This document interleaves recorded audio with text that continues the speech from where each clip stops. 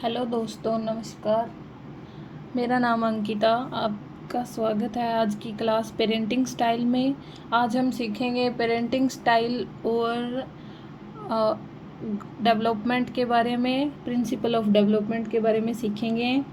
Parenting style का मैंने कल आपको एक ट्रिक बताई थी, पान। पी से परमिसिव, ए से अथॉरिटेरियन, ए से अथॉरिटेटिव,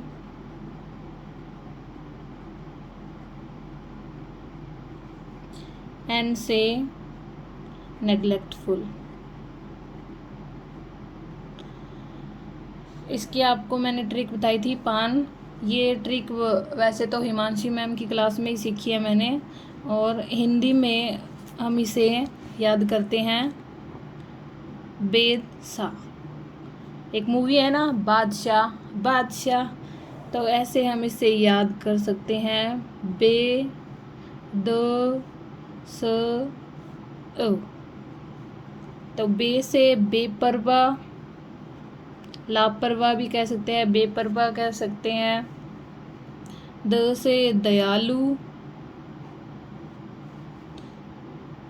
स से सत्तावादी, अ से आधिकारिक। ये इनके सामने इनके नाम नहीं है, ये मैंने हिंदी वाली ट्रिक बताई है और ये इंग्लिश वाली ट्रिक बताई है। परमिसिव को हिंदी में दयालु कहते हैं, तो द आ गया इधर। अथॉरिटेरियन को क्या कहेंगे? सत्तावादी, तो स। अथॉरिटेटिव को आधिकारिक, नेग्लेक्टफुल को बेपरवाह, लापरवाह भी कह सकते हैं, और परमिसिव दयालु, अनुशंसा करने वाला या स्वतंत्रता देने वाला। अब हम इनको डिफाइन करेंगे अच्छे से। पहले परमिसिव, परमिसिव यानी दयालु, अनुशंसा करने वाला, स्वतंत्रता देने वाला। तो परमिसिव क्या होएगा? दयालु, अनुशंसा करने वाला, स्वतंत्रता देने वाला। इसमें पेरेंट के ऊपर कंट्रोल और केयर के ऊपर बात होती है। इन सब में कंट्रोल और केयर के ऊपर बात होएगी। इसमें क्या होता है, कंट्रोल तो बहुत कम होता है और केयर बहुत ज़्यादा होती है। इसमें बच्चे को बहुत ज़्यादा छूट दी जाती है, और जो ये है चाइल्ड ड्राइवन होता है। इसमें बच्चा ही सब कुछ करता है, मतलब बच्चे की ही चलती है। अगर वो रोने लग गया तो उसे सारे चुप कराने में लग जाएंगे, चाहे उसकी गलती हो। अगर बच्चा गिर गया तो उसे उठने के लिए भी नहीं कहा जाएगा। वो उसके पेरेंट्स हैं, बहुत ज़्यादा मतलब दयालुता दिखाते हैं, बहुत ज़्यादा केयर दिखाते हैं, जिसकी वजह से बच्चा इससे बदतमीज़ भी हो जाता है और बिगड़ जाता है। तो इसमें क्या है, चाइल्ड ड्राइवर है, और यहाँ पर कोई रूल्स और रेगुलेशन होते ही नहीं है। बहुत रेयरली चांस होते हैं कि कोई रूल रेगुलेशन हो। और क्या होता है, इंटरफेयर होता है चाइल्ड के बीच में, to avoid conflict. Over indulge child to avoid conflict. इसमें बच्चे की बहुत ज़्यादा साइड ली जाती है। कोई भी कॉन्फ्लिक्ट से बचने के लिए बच्चे की केयर का बहुत ज़्यादा ध्यान दिया जाता है। ये परमिसिव मतलब ये पेरेंटिंग स्टाइल इतना अच्छा नहीं है। तो परमिसिव के बाद हम नेक्स्ट पे पहुंचेंगे। परमिसिव हो गया पान का ए। अब ए की बारी। ए से अथॉरिटेरियन। अथॉरिटेरियन की हिंदी क्या बताई थी मैंने आपको? सत्तावादी। इसके नाम से ही पता चल रहा है, वैसे तो बहुत ज़्यादा मतलब इसमें पेरेंट्स का इन्वॉल्वमेंट होता है। ये क्या होते हैं? हेलीकॉप्टर पेरेंट्स होते हैं। हेलीकॉप्टर पेरेंट्स क्यों कहा जाता है? क्योंकि ये सारा दिन बच्चे के ऊपर ही मंडराते रहते हैं। इनके रूल रेगुलेशन बहुत हाई होते हैं। और इसमें क्या होता है कंट्रोल केयर की बात करें तो कंट्रोल बहुत ज़्यादा होता है और केयर ना के बराबर होती है। सेट स्ट्रिक्ट रूल्स, बहुत ज़्यादा स्ट्रिक्ट रूल होते हैं। मैंने आपको पहले ही बताया कि इसमें रूल रेगुलेशन बहुत ज़्यादा होते हैं। आप इसको ऐसे समझ सकते हैं, DDLJ के अमरीश पुरी हैं, उसमें मतलब उनके काजोल के पिता बहुत ज़्यादा स्ट्रिक्ट हैं, वो एक अथॉरिटेरियन टाइप हैं। और जैसे मोहब्बतें मूवी है, मोहब्बतें मूवी में अमिताभ बच्चन जी ने जो रोल अपना किया है उसमें भी अथॉरिटेरियन टाइप का रोल किया हुआ है। अब दूसरे ए की तरफ बढ़ते हैं। इसका मतलब है अथॉरिटेटिव। ये सबसे बेस्ट स्टाइल है पेरेंटिंग का, ठीक है। कंट्रोल और केयर की बात करें तो इसमें कंट्रोल भी होता है और केयर भी होता है। इसको हिंदी में क्या कहेंगे? आधिकारिक, आधिकारिक या प्रमाणिक, अथॉरिटेटिव होता है। ये बेस्ट पेरेंटिंग स्टाइल है। इसमें डिसिप्लिन भी होता है और केयर भी होती है। इसमें क्या होता है? डिसिप्लिन भी होती है और केयर भी, ये दोनों चीज़ें इसके अंदर होती हैं। ये एक बहुत ही पॉजिटिव रिलेशनशिप होता है चाइल्ड के साथ। Positive relationship with child, positive relationship with child.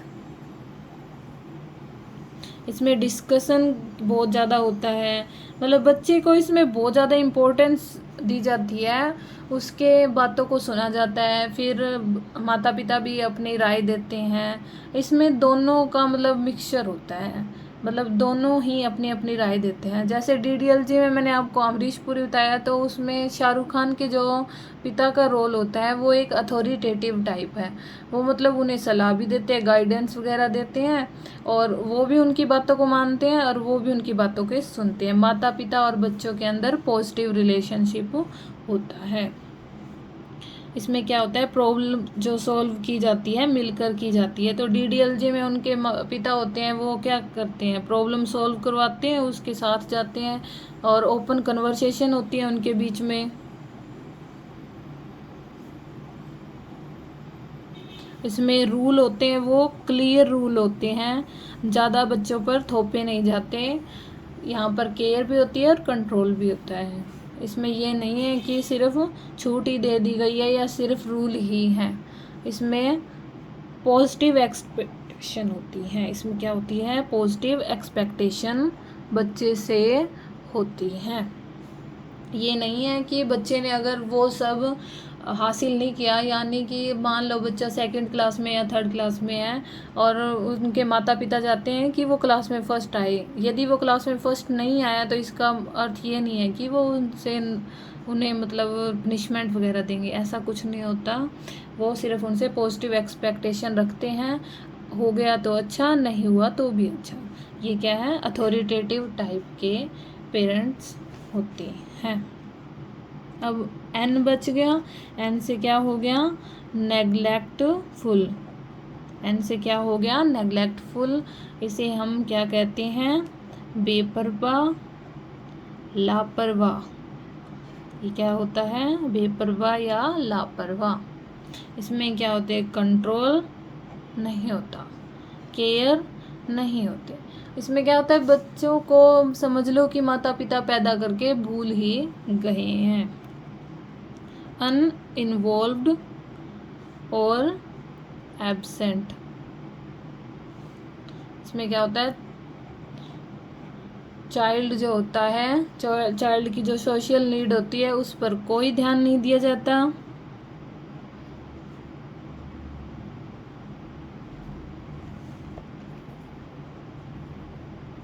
मतलब आजकल देखा है कि कुछ पेरेंट्स फ़ोन चलाते रहते हैं और बच्चे साइड में क्या कर रहे हैं, या उन्होंने सारे घर में या बाय चांस गैस खोल दिया है या फ्रिज खोल के रख दिया है, तो उन्हें कोई मतलब नहीं है।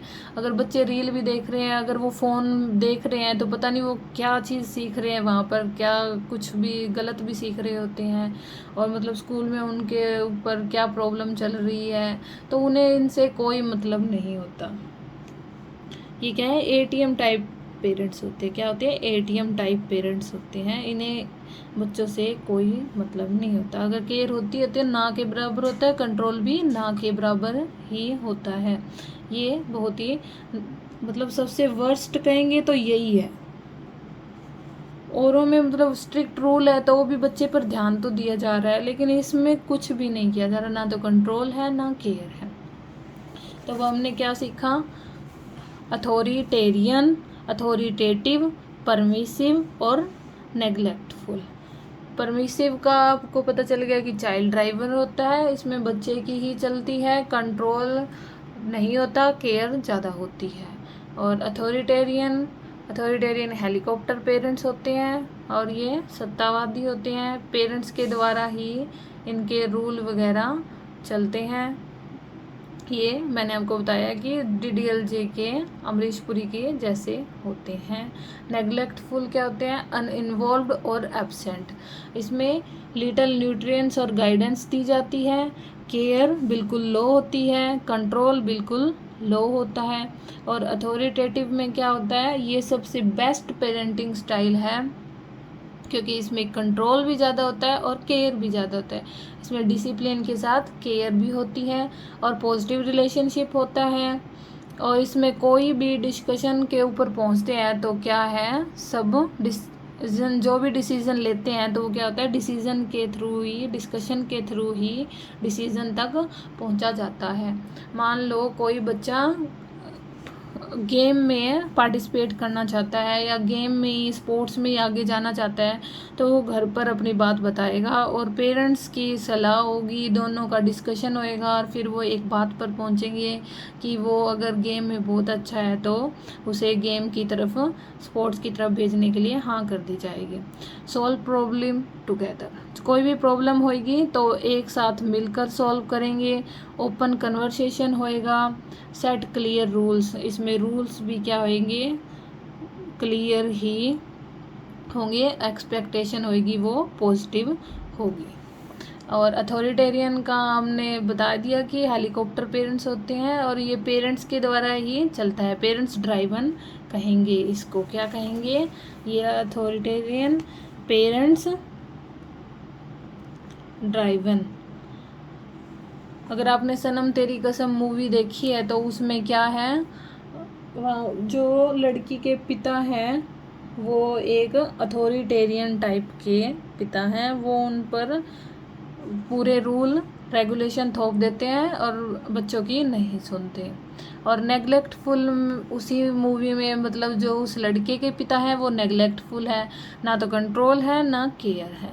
तो हम अपनी मूवीज़ के थ्रू भी मतलब CDP सीख ही रहे होते हैं। जैसे एक मूवी है रानी, पता नहीं कुछ राजा की रानी, I don't know, Alia Bhatt और रणवीर सिंह की, उसमें पूरी CDP है, मतलब हर टाइप के पेरेंट्स और हर टाइप्स के इंडिविजुअल डिफरेंसेस वगैरह सब कुछ दिखाया हुआ है। अब इसके आगे हम बताएंगे कि factors affecting development and growth. क्या आएगा? Factor affecting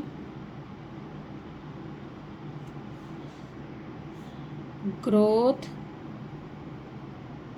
and development. तो क्या होएगा? एक तो हेरिडिटरी फैक्टर होएगा,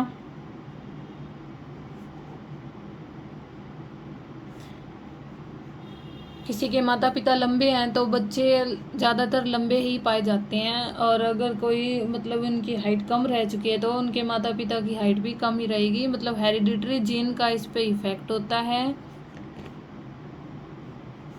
बायोलॉजिकल और कॉन्स्टिट्यूशनल फैक्टर्स, इंटेलिजेंस, IQ, बच्चे का IQ भी यही डिसाइड करेगा कि बच्चे की ग्रोथ और डेवलपमेंट कैसे होएगा। कुछ बच्चे जल्दी सीख जाते हैं और कुछ बच्चों को सीखने में काफ़ी टाइम लगता है। इमोशनल फैक्टर, कुछ बच्चे अच्छे से इमोशनल डेवलपमेंट नहीं हो पाते उनका, तो जिसकी वजह से उनके हर कार्य पर प्रभाव पड़ता है, जल्दी उनको रोना गुस्सा आ जाता है और वो जल्दी ही क्यूरियस भी हो जाते हैं और जल्दी ही बोर हो जाते हैं। ये इमोशनल फैक्टर जिनका बच्चों का कंट्रोल में नहीं होता, वो उनके डेवलपमेंट और ग्रोथ पर अफेक्ट डालता है। सोशल फैक्टर, परिवार के बाद जब बच्चा समाज में आता है तो उसका मतलब सोशल फैक्टर ही उसके डेवलपमेंट और ग्रोथ को मतलब अफेक्ट करता है। यदि अच्छे एनवायरनमेंट में है बच्चा तो फिर उसका डेवलपमेंट बहुत अच्छा होगा। अब आगे जानेंगे इन्वायरमेंट आफ्टर बर्थ।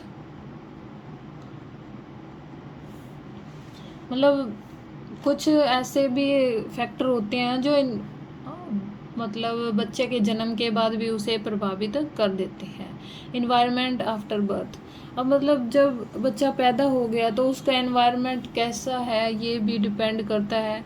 अगर मान लो किसी गरीब घर में पैदा हुआ है तो हो सकता है कि उसका इंजेक्शन, टीकाकरण वगैरह, दवाइयाँ उसे टाइम पर ना पिलाई जाए और बच्चे की ग्रोथ वगैरह, डेवलपमेंट वगैरह रुक जाए। एक्सीडेंट हो सकता है, कोई एक्सीडेंट या इंसिडेंट, कोई चोट लग जाना या उसने ऐसी कोई दुर्घटना देख ली हो, जैसे अर्ली स्टेज में किसी के माता पिता का गुजर जाना या घर में किसी की डेथ हो जाना भी बच्चे के माइंड पर काफ़ी गहरा प्रभाव डालती है। कल्चरल एनवायरनमेंट, बच्चा कैसी संस्कृति में रहता है इसका अफेक्ट बच्चे पे पड़ता है। पेरेंटल तो अफेक्ट होता ही है, कैसा पेरेंटिंग स्टाइल है और कैसे माता पिता हैं, इसका प्रभाव बच्चे की ग्रोथ डेवलपमेंट में पड़ता है। इकोनॉमिक एंड सोशल स्टेटस, तो आपको बता ही दिया मैंने कि बच्चा गरीब है या फिर उनके आसपास का माहौल अच्छा नहीं है या शराब वगैरह पीते हैं आसपास में, तो बच्चा भी कहीं ना कहीं गालियाँ गलौज वगैरह सीख सकता है। तो अच्छा एनवायरनमेंट भी बच्चे की डेवलपमेंट और ग्रोथ में काफ़ी हेल्प करता है। अब स्कूल में उस बच्चे का कैसा ग्रुप है, पीयर ग्रुप कैसा है, उसकी स्कूलिंग कैसी है, कंपनी कैसी है चाइल्ड की, उसका नेबरहुड कैसा है, ये सब भी क्या करते हैं बच्चे के एनवायरनमेंट को, बच्चे का एनवायरनमेंट अफेक्ट करते हैं, ठीक है, उसके डेवलपमेंट और ग्रोथ को। आगे कास्ट और रिलीजन। कास्ट मतलब कहीं कुछ मतलब होता तो कुछ भी नहीं है, ऊंची नीची जाति कुछ नहीं होती, ये सब अपने माइंड के एक गेम है।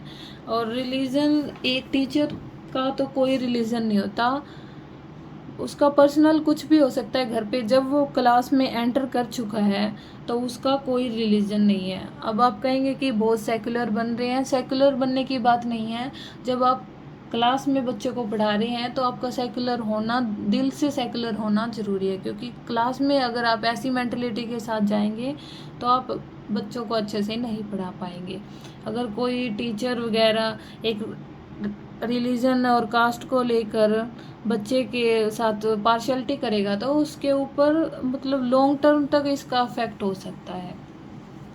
गवर्नमेंट लॉज, कैसे लॉज हैं, मतलब अगर उसने रेड लाइट क्रॉस कर दी और उसके पिता रिश्वत देकर वहाँ से जा रहे हैं तो बच्चा यही सीखेगा कि पैसे देने से कुछ भी काम हो सकता है। तो गवर्नमेंट लॉज अगर स्ट्रिक्ट हैं, अगर उसको ऐसे उसके पिता ये समझें कि अपने बच्चे के सामने एक एग्जाम्पल सेट करें। ये मैंने एक ऐड में देखा था कि वो पिता कहता है कि मैंने रेड लाइट क्रॉस की है, तो कहा कि किसने देखा, कहते किसी ने नहीं देखा। तो उसने कहा ऑफिसर ने, अगर किसी ने नहीं देखा तो तुम जा सकते हो ना।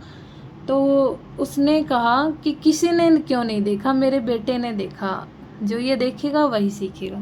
तो मतलब ऐसी सोच सबकी होएगी तो अपना देश अपने आप तरक्की करेगा। कोई भी अगर बिजली वगैरह की चोरी नहीं करेगा, किसी भी चीज़ की चोरी नहीं करेगा, पानी वेस्ट नहीं करेगा, टाइम पर टैक्स देगा, तो देश का तो डेवलप होना बहुत ही आसान काम हो जाएगा। नेशन, आपका देश कैसा है, डेवलप कंट्री है, डेवलप्ड कंट्री है या फिर डेवलपिंग कंट्री है या पिछड़ा हुआ है, इसका अफेक्ट भी बच्चे के ऊपर पड़ता है, क्योंकि अगर डेवलप्ड कंट्री है तो उसे सुविधाएं अलग प्रकार की मिलेंगी। और ये जो सुविधाओं की बात होती है, जो डेवलपमेंट और ग्रोथ की बात होती है, वहीं हो सकती है जब बच्चे का पेट भरा हो और उसके सर पे छत हो। हम ऐसी बातें तभी कर सकती हैं जब अपने पास सब कुछ है। बाद में ये सब आता है कि मुझे बहुत अच्छा वो चाहिए, मेरी पर्सनैलिटी अच्छी होनी चाहिए। पहले पेट भरा होना चाहिए, गरीबी दूर होनी चाहिए, तभी हम इन बातों तक पहुंच पाते हैं। तो ये सब बातें इसलिए ज़रूरी है क्योंकि एक टीचर को ये सब सीखना ज़रूरी है, क्योंकि बच्चा पता नहीं कौन से बैकग्राउंड से आता हो। हम ऐसे ही रोज़ उसे डांटते रहे और उसकी बातों को समझे ही ना, तो फिर हमारे टीचर होने का कोई फ़ायदा नहीं है।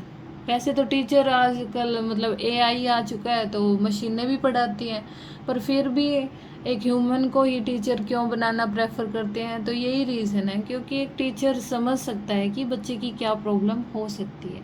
एआई नहीं समझ सकता, उसे उसके दिमाग में ये भर दिया गया है कि ये पढ़ाना है तो ये पढ़ाना है बस। वो उसके अलावा अपने कुछ मेंटल वगैरह यूज़ नहीं कर सकता कि बच्चे को कोई प्रॉब्लम हो सकती है। तो हमें प्रॉब्लम को समझना ज़रूरी है। अब छोटे बच्चे थे तब एक मूवी आती थी जूतों को लेकर, वो अपने भाई बहन कैसे जूते, फटे हुए जूते एक दूसरे का पहनते थे। तो मतलब एक टाइम वो स्कूल जाता था, एक टाइम, तो उसमें दिखाते हैं कि एक लड़का मतलब रोज़ लेट आता है, तो फिर उसको मतलब मैम तो अच्छे होते हैं वैसे, फिर वो समझते ही नहीं है ना। फिर बाद में जब वो बताता है कि अब वो सही सही टाइम पर आएगा क्योंकि उसके पापा गुजर गए, तो उस टाइम पे मतलब ऐसा फील होता है कि हमें सीखना चाहिए अपने समाज से कि बच्चे की क्या प्रॉब्लम हो सकती है, उसे अलग से बुला के पूछना चाहिए। ऐसे ही उस लड़के का होता है कि जब वो जूते पहनने की वजह से लेट आता है तो उसकी मैम डांटती है, पर कोई ये रीज़न उसका मानता नहीं है। जब वो एक ही रीज़न रोज़ दे रहा है तो उस रीज़न को समझना चाहिए। एक टीचर का तो ये फ़र्ज़ है। एक टीचर को इसलिए सरकार इतनी सैलरी देती है कि वो बच्चों को अच्छे से समझ पाए, ये नहीं कि उनको तो कुछ नहीं आता, ये नहीं आता। एक टीचर का काम ये नहीं है कि सबको मतलब सबको मेरिट में लेके आए, नहीं, उनकी पोटेंशियल को बाहर निकालना होता है एक टीचर का काम। अगर एक बच्चा फेल हो रहा है तो एक टीचर फेल हो रहा है, ना कि वो बच्चा फेल हो रहा है। तो जो डेवलपमेंट है उसमें कई बार ये भी आता है कि डेविएशन और डिले, इन दोनों में फ़र्क है। कई बार डेविएशन होता है डेवलपमेंट में, कई बार डिले होता है डेवलपमेंट में। डेविएशन होता है कि मान लो हमें सीधा जाना था और हम मुड़ गए और हमारा गोल ये था, तो ये हो गया डेविएशन। तो हमारी क्या होगी, दिशा भ्रमित हो गई। जैसे हम रोज़ रेगुलर पढ़ रहे हैं लेकिन घर परिवार में कोई शादी आ गई तो हमारी क्या है, दिशा भ्रमित हो चुकी है। या कई बार हम गलत संगति का भी शिकार हो जाते हैं, इमोशनल एब्यूज़ हो जाते हैं, बच्चे डिप्रेशन वगैरह में चल जाते हैं। आजकल GFBF का जो प्रॉब्लम होती है या कोई फिजिकल प्रॉब्लम होती है, इसकी वजह से क्या होता है, बच्चे डिप्रेशन में चले जाते हैं और डेविएशन हो जाता है कुछ समय के लिए। और इसका इलाज भी है, प्राणायाम किया करें क्योंकि मैं खुद करती हूँ। प्राणायाम का कोई भी नुकसान नहीं है। वैसे मैं ये सब करने लगी हूँ जब से मैंने प्रेमानंद जी महाराज की मतलब उनके जो प्रवचन वगैरह होते सुनने लगी हूँ ना, तो मुझे काफ़ी अच्छा फील होता है। तो आप भी ट्राई करके देखिए अगर आपको अच्छा लगे तो। वैसे मेरे को किसी धर्म से कोई वो नहीं है, इस धर्म से कोई वो नहीं है। वो प्रवचन देते हैं वो सभी धर्मों के लिए देते हैं, वहाँ पर कोई भी आओ वो सबका सम्मान करते हैं, पर मेरे को उनके अच्छे लगते हैं। ये मेरा पर्सनल व्यूज़ है, अगर किसी को अच्छा ना लगा वो उसकी मर्जी है। तो ये क्या है, डेविएशन, दिशा भ्रमित होगी। सोशल और इमोशनल रीज़न भी हो सकता है, कोई फिजिकल प्रॉब्लम हो सकती है, कोई इमोशनल एब्यूज़ हो सकता है। घर पर कई बार पेरेंट्स ऐसे होते हैं, बच्चे के एक बार गलती से फेलियर वगैरह की वजह से उसको इतना सुनाया जाता है, उसके भाई बहन भी कई बार अच्छे नहीं होते। हंसी मजाक एक तरफ होता है, पर कई बार बच्चे की पता नहीं मेंटली कंडीशन कैसी होती है, तो वो इस बात को समझ नहीं पाते। डिले इन डेवलपमेंट, समय के अनुसार विकास नहीं हो पाता, मतलब समय के अकॉर्डिंग विकास नहीं हो पाया।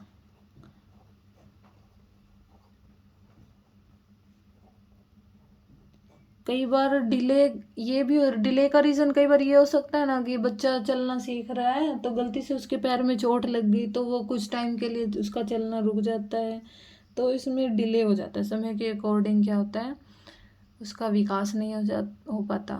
और कई बार डेविएशन की वजह से भी स्लो हो सकता है डेवलपमेंट। क्या है, डेविएशन। तो इसमें इमोशनल और ये मतलब डेविएशन के रीज़न की वजह से भी डेवलपमेंट डिले हो जाता है।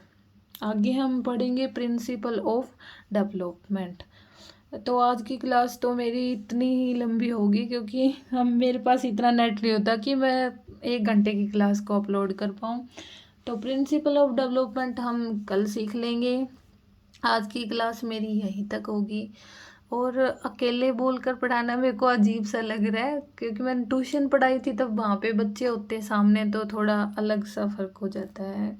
मैंने लॉकडाउन में बहुत ट्यूशन पढ़ाया था, लॉकडाउन के बाद थोड़ा छोड़ दिया, अब मैंने दोबारा ट्राई कर रही हूँ पढ़ाने का। फिर मेरी खुद की सेल्फ स्टडी के लिए टाइम नहीं बचता, इसलिए मैंने सोचा कि मैं यूट्यूब पर ही क्यों ना अपनी खुद की वीडियो अपलोड कर लूँ। किसी को अच्छी लगेगी तो भी ठीक है, नहीं लगेगी तो भी ठीक है, क्योंकि मैं बस अपने खुशी के लिए कर रही हूँ।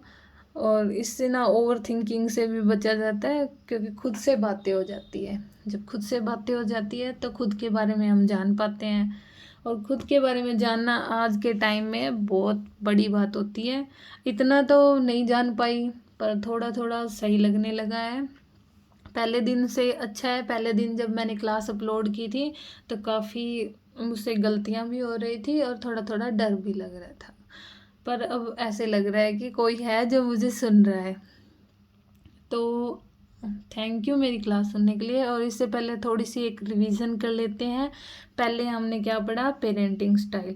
पेरेंटिंग स्टाइल का हमने एक इंग्लिश में ट्रिक थी पान, और हिंदी में ट्रिक थी बेदशा। पान से पी का परमिसिव, ए का अथॉरिटेरियन, दूसरे ए का अथॉरिटेटिव और एन से नेग्लेक्टफुल। हिंदी में क्या पढ़ा था हमने, एक मूवी का नाम बताया था बेदशा। तो बेदशा से बेपरवाह हो गया, द से दयालु, स से सत्तावादी, अ से आधिकारिक। पेरेंटिंग स्टाइल के बाद हमने कहा कि कुछ फैक्टर होते हैं जो डेवलपमेंट और ग्रोथ को अफेक्ट करते हैं। तो हेरिडिटरी फैक्टर का था, सोशल फैक्टर, कल्चरल फैक्टर और इमोशनल फैक्टर, इन्वायरमेंट और इन्वायरमेंट आफ्टर बर्थ, जैसे caste, religion, government laws, parenting style, parental factor, nation, economic factor.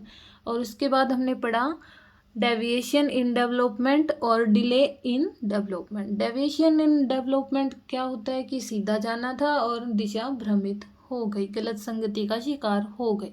Delay in development में सॉरी डिले इन डेवलपमेंट में हमने पढ़ा कि समय के अकॉर्डिंग बच्चे का विकास नहीं हो पाया। तो डेविएशन से भी कई बार डेवलपमेंट स्लो हो सकता है।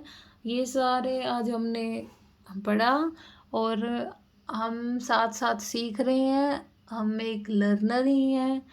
और आगे हम कल पढ़ेंगे प्रिंसिपल्स ऑफ डेवलपमेंट। ये केवीएस सीरीज़ है, तो देख लेना। मैंने एक क्लास ली हुई है हिमांशी मैम की, तो उसी में मैं रेगुलर पढ़ रही हूँ और रेगुलर आपको पढ़ा रही हूँ रोज़। अगर आपको अच्छी लगे तो लाइक, शेयर एंड फॉलो कर लेना, और बाकी आपकी मर्ज़ी। और खुश रहो और कोई भी बात की टेंशन मत लो, क्योंकि जो होता है अच्छे के लिए होता है। Thank you.